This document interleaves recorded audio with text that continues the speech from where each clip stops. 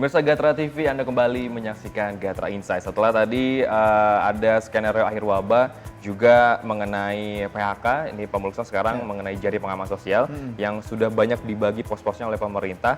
Kira-kira apakah memang dana-dana ini dari jaring pengaman sosial ini sudah cukup atau mencukupi kebutuhan masyarakat untuk ya minimal 2 hingga 3 bulan ke depan itu sendiri?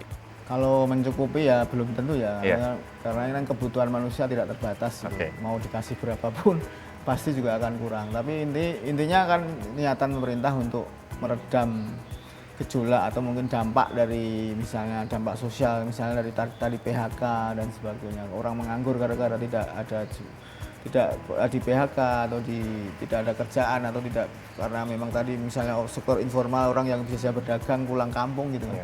Ini kan dampak-dampak yang ingin diredam gitu. Tapi selain itu sebenarnya memberikan suntikan ke masyarakat secara langsung ini kan juga sebenarnya untuk tetap memutar perekonomian gitu. Jadi intinya ya ada beberapa hal yang memang ingin dicapai dengan ini, selain soal meredam gejolak sosial juga soal agar ekonomi tetap berjalan, karena kalau tidak seperti itu pertumbuhan tidak ada. Nah, ini akan berbahaya kalau ekonomi sangat stagnan gitu, Mas Bob. Tapi kalau pertanyaannya tadi bahwa ekonomi ini memang bisa berdampak, ya sekira bisa kalau memang dilakukan dengan baik. Apakah kurang? Ya pasti kurang. Tapi intinya kan ada daripada tidak ada gitu. Oke. Dan kira-kira untuk semua orang mengkhawatirkan, apalagi Bu Sri Mulyani mengkhawatirkan jangan sampai Indonesia terkena resesi lagi nih Pak Mulsa. Kira-kira untuk pemerintah sendiri kan sudah mengusulkan langkah-langkah di APBN untuk mengalokasikan dana-dana tersebut kepada 3 hal yang fokusnya. Nah, ini apakah sudah tepat atau sudah benarkah langkah pemerintah untuk mengalokasikan semuanya kepada pandemi ini? Saya kira kalau semua, tidak hanya Indonesia ya, semua negara pun pasti mengalokasikan dananya untuk penanganan pandemi ini, karena sekarang yang hanya bisa dilakukan itu.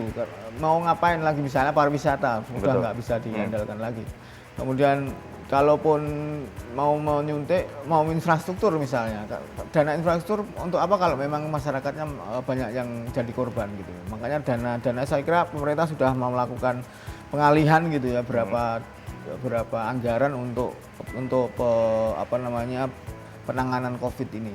Intinya memang untuk dana sosial tadi itu sangat besar diperlukan pastinya. Makanya kemarin mungkin dari sisi itunya, dari awal mungkin pemerintah agak ragu apakah mau lockdown atau mau tidak lockdown.